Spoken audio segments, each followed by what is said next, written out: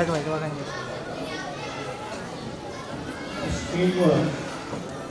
उपस्थित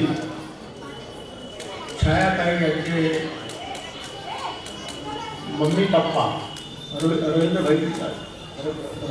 रवींद्र सर छायाताई यांचे mummy papa या ठिकाणी उपस्थित आहेत.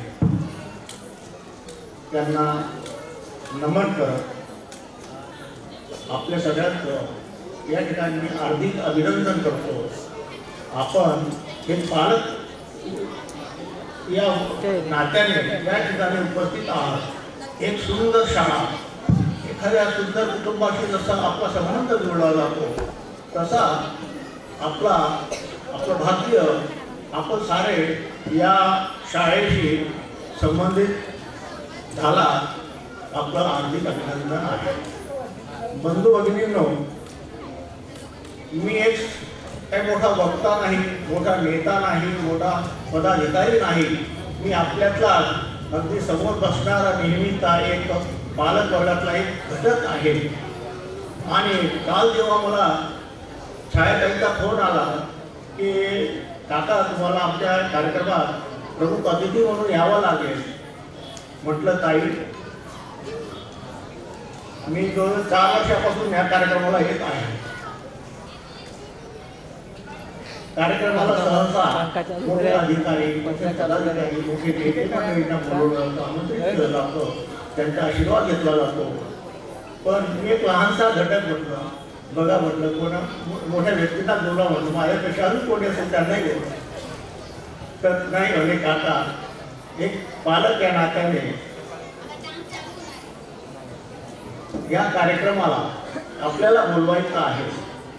तर बंधू भगिनींनो, या मागे छायाताई आणि त्यांच्या या संस्थेचे जो काही मोठेपणा आहे, एक लहानातल्या लहान घटकाला हा सन्मान देणं प्रमुख अतिथी म्हणून अशा मोठ्या कार्यक्रमात यामागे या संस्थेचं एक मोठेपण आहे. त्या मोठेपणामागे त्यांच्यावर घडलेले संस्कार आहे. म्हणून त्यांच्या या संस्कारांना सुद्धा मी वंदन करतो. आणि बंधू भगिनींनो, संस्कार हा शब्द आला म्हणूनच या ठिकाणी एक पालक, आपल्यातला एक पालक या नात्याने मी आपल्याला 2 शब्द फक्त या ठिकाणी सांगायचं मला भाग्य लाभत आहे, हे मी माझं निश्चित समजतो. बंधू भगिनींनो, आता आपण पाहिलं की हे जे कलावंत हे काय आता कार्यक्रम दाखवणार आहेत, आपल्याला आपल्याकडे सादर करणार आहेत लहान लहान बाल गोपाळ मंडळी, त्यांचं जर आता आपण एक सुलूक पाहिजे, त्याच्या वेशभूषा, त्यांना व्यवस्थित सगळं मेकअप करणं, त्यांना सगळं सांगणं, त्यांचं प्रॅक्टिस घेणं. तर आपण आपल्या कुटुंबात पाहत असतो. मॅडम, मी या सगळ्या ठिकाणी उत्तम हे सांगू इच्छितो की हा एक कार्यक्रम जसा आपला हा सांस्कृतिक कार्यक्रम आहे, तर पालकवर्ग आणि आपला मॅनेजमेंट, आपले जे काही शाळेत आपण काही मेहनत घेतात, त्याच्यातला एक दुवा म्हणून मला 2 शब्द फक्त सांगायचे.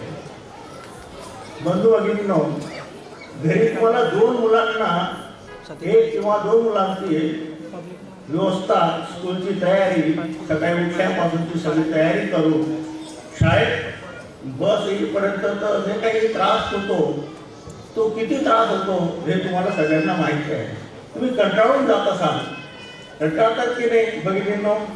कंटाळतात की नको बाबा, फारच त्रास देतो, ही मुलगी फारच त्रास देते. पण वेगवेगळ्या कुटुंबातून, वेगवेगळ्या परिवारातून, वेगवेगळ्या संस्कारातून, वेगवेगळ्या विचारातून आलेले हे लहान लहान बाल गोपाळ मंडळी आपण यांच्या स्वाधीन करून देतो आणि त्यांना हँडल करण्याचं एक महत्त्वपूर्ण काम हे लोक करत असतात. म्हणून छायाताई आणि त्यांचे जे काही भगिनी वर्ग आहे, म्हणजे शिक्षिका, जे काही मेहनत घेतात, त्याच्यासाठी अजून एकदा जोरदार टाळ्या वाजवा. हे एक संस्काराचं मंदिर आहे. मी गेल्या 4 वर्षापासून या ठिकाणी कार्यक्रमाला येत असतो. माझा एक नातू आयांश समोरच बसलेला आहे. आयांश, इकडे जरा प्लीज कम. आयांश,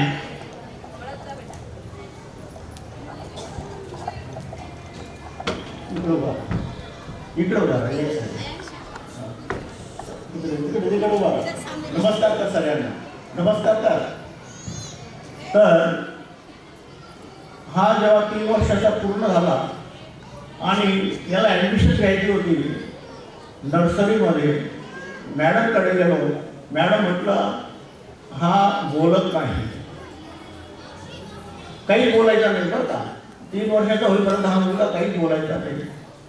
तर मॅडम म्हणाले की काका तुम्ही काही काळजी करू नका, हा बोलेल. उलट तुम्हाला याला सांगावं लागेल की अरे बाबा चूप बाई. आणि खरोखर तो बोलायला लागला. याच्यामागे या मॅडम छायाताई यांची जी पॉझिटिव्ह थिंकिंग आहे, सकारात्मकता म्हणतात त्याला, त्या पॉझिटिव्ह थिंकिंग आम्ही वंदन करतो. त्या पॉझिटिव्ह थिंकिंगमध्ये जे काही संस्कार आहेत त्यांच्या माता पिताचे त्यांनाही मी या ठिकाणी वंदन करतो. बंधू भगिनींनो, जसं हे स्कूलचे माध्यम संस्था चालक म्हणा, त्यांचे पूर्ण स्टाफ म्हणा, स्कूलमध्ये जे काही मेहनत घेतात मुलांना घडवण्यासाठी, तर आता मला असं सांगा की आपण पालकवर्ग आपल्या कुटुंबातल्या 2 मुलांना संस्कार देण्यासाठी यांच्यापेक्षा जास्त आपण मेहनत घेतली पाहिजे का यांनी घेतली पाहिजे सांगा. आपण घेतली पाहिजे की नाही? हां. तर हे तर घेतातच, मेहनत घेतात, पण तिथून आल्यानंतर त्यांच्यावर संस्कार चांगले भेटण्यासाठी आपल्यालाही मेहनत घ्यावी लागते. आपला जो काही मोह माया काही इच्छा आकांक्षा आहे त्या ह्या लहान मुलांच्या पुढे बाजूला ठेवायला पाहिजे. आपल्याला वाटतं की आपण मोबाईलवर आपल्या नातेवाईकांशी बोलत राहावं, बोलत बसावं, पण त्या मोबाईल आपण जर पाहतो ते मोबाईल त्यांनाही इच्छा होऊन जाते लहान बालकांना.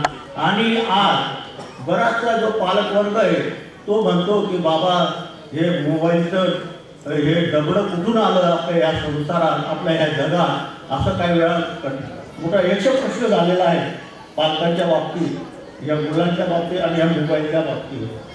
आपण सगळे जर कंटाळलेले आहेत की मुलं मोबाईल घेतात, मोबाईल धरून असतात, मोबाईल धरून असतात. तर याच्यासाठी आपल्याला सगळ्यांना, प्रत्येक मातेला, प्रत्येक पितांना की ह्या मोबाईलच्या बाबतीत कुटुंबात काहीतरी नियम करायला पाहिजे. तो मोबाईल लहान मुलं असताना वापरायचाच नाही. भले कोणाचाही फोन येऊ द्या, राजाचा फोन येऊ द्या, राणीचा फोन येऊ द्या, पण मोबाईल त्यावेळी वापरायचा नाही असा एक काहीतरी नियम करा. आणि असा हा चांगला संकल्प घेऊन या ठिकाणी आपण जेव्हा जाणार तेव्हा हा संकल्प करा की मोबाईलच्या बाबतीत, कारण मोबाईलमुळे मुलाचे डोळे आता आपल्याला कळत नाही, आपल्याला कौतुक वाटतं, हो माझा नातू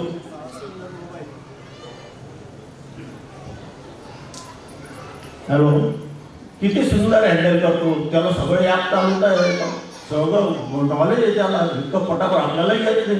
अहो नाही हो, ते कौतुक काही कामाचं नाही. दादांनो, तुम्ही त्यांना मोबाईलपासून दूर राहण्यासाठी आपल्यालाच काहीतरी करावं लागणार आहे. तर एवढा हा एक संकल्प या ठिकाणून गेला तरी आमच्या छायाताई यांच्या ह्या कार्यक्रमाचं असं मी म्हणेन.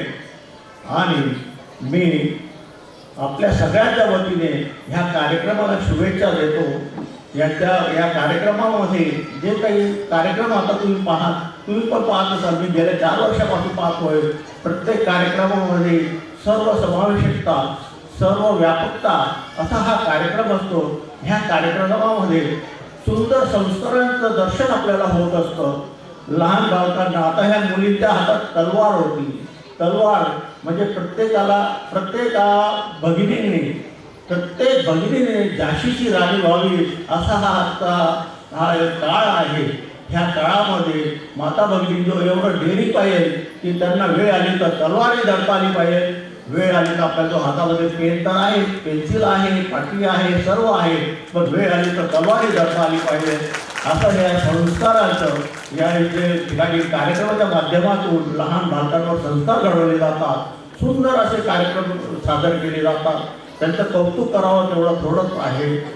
तर बंधू भगिनींनो, आता या कार्यक्रमाला, संस्कृती कार्यक्रमाला सुरुवात करण्यासाठी या ठिकाणी शुभेच्छा देतो. माझ्या वतीने, माझ्या परिवाराच्या वतीने, आपल्या सगळ्या पालकवर्गाच्या वतीने मी खूप खूप शुभकामना व्यक्त करतो. जय हिंद, जय महाराष्ट्र. धन्यवाद सर.